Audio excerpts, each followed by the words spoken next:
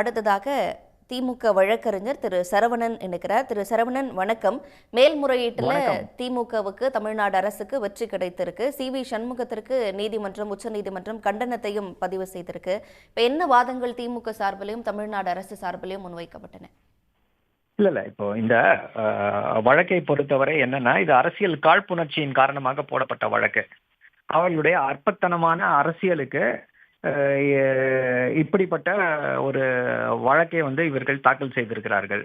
உங்களுடன் ஸ்டாலின் அப்படின்ற பேர்ல நடத்தக்கூடாது, வைக்கக்கூடாது அப்படின்னு அந்த வாதத்தை அவர்கள் முன்வைத்தார்கள். ஆனா ஏற்கனவே உச்ச நீதிமன்றம் பிரதமர் மோடி அவர்கள் பேரெல்லாம் பயன்படுத்துறதுல தப்பு இல்ல, பிரைம் மினிஸ்டர் பேரை பயன்படுத்துறதுல தப்பு இல்ல அப்படின்னு சொல்லி ஏற்கனவே ஒரு உத்தரவு கொடுத்திருக்காங்க. நம்ம எல்லாருக்குமே தெரியும், மோடி அவர்கள் பேர்ல திட்டங்கள் இருக்கு, சிமெண்ட் மூட்டையில அவர் பேர் இருக்கு, ரேஷன் கடையில அவர் பேரை ஏன் வைக்கலன்னு சொல்லி திருமதி நிர்மலா சீதாராமன் தெலுங்கானால போய் சண்டை போட்டாங்க.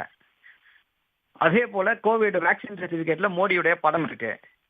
சோ இப்படியெல்லாம் இருக்கும் பொழுது ஒரு மக்கள் நலத்திட்டம் அதுல உங்களுடைய ஸ்டாலின் அப்படின்ற பேர்ல அவர் இந்த திட்டத்தை துவக்கி வைத்திருக்கிறார். மக்களிடையே எல்லா அரசு திட்டங்களும் செல்ல வேண்டும், அரசுடைய குறைகளுக்கு தீர்ப்பு இதுவா இருக்கணும்னு சொல்லி அவருடைய சொந்த முயற்சியில் இருக்கிறது. அவருடைய பேர் இருப்பதில் எந்த தவறும் இல்லை. இதைத்தான் உயர் நீதிமன்றத்திலையும் சொன்னோம்.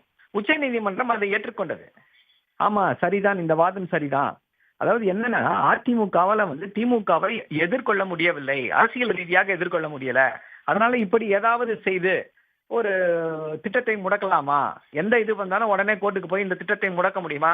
ஐயா, இது டெண்டர்ல நாங்க அதிமுக ஆட்சியில் இருக்கும் பொழுது அதிமுகவுடைய ஊழல்களுக்காக நீதிமன்றத்துக்கு போனோம்.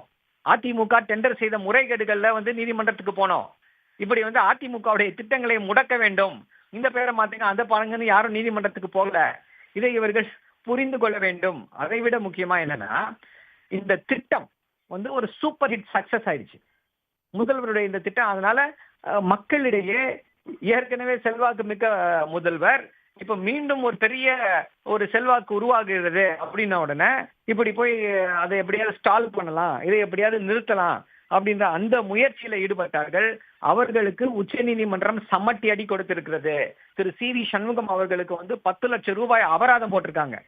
அந்த அபராதத்தை ஒரு வார காலத்துல செலுத்த வேண்டும் அப்படின்னு சொல்லி உத்தரவு போட்டிருக்காங்க. இப்ப என்னன்னா, இதோட இன்னொரு கான்சிக்வன்ஸ் என்ன அப்படின்னா, இனிமே இது போன்ற பொதுநல வழக்குகளை திரு சி.வி. சண்முகம் அவர்கள் தாக்கல் செய்ய முடியுமா அப்படின்ற அந்த கேள்வியும் எழுந்திருக்கிறது. உங்களோட அரசியல் சண்டைகளை நீங்க பிளாட்ஃபார்ம்ல வச்சுக்கோங்க, இப்படி நீதிமன்றத்துக்கு கொண்டு வராதீர்கள் அப்படின்னு சொல்லி உச்ச நீதிமன்றம் கடுமையான கண்டனங்களை பதிவு செய்திருக்கிறது. இது மக்களுக்காக செயல்பட்டு கொண்டிருக்கக்கூடிய திமுக அரசுக்கு கிடைத்திருக்கக்கூடிய ஒரு பெரிய வெற்றி. இப்படி நீங்க உங்களுடைய அரசியல் காரணங்களுக்காக மக்கள் நலத்திட்டங்களை ஸ்டால் பண்ணாதீங்க, தேவையற்ற நீதிமன்ற டயத்தை வேஸ்ட் பண்ணாதீங்க அப்படின்னு சொல்லி அதிமுகவிற்கு அறிவுரை சொல்லியிருக்காங்க. இனிமேலாவது அதிமுக இப்படிப்பட்ட ஒரு அற்பத்தனமான அரசியலை செய்யாமல் இருக்க வேண்டும். உடனுக்குடன் செய்திகளை தெரிந்து கொள்ள சன் நியூஸ் பெல் ஐகானை கிளிக் பண்ணுங்க.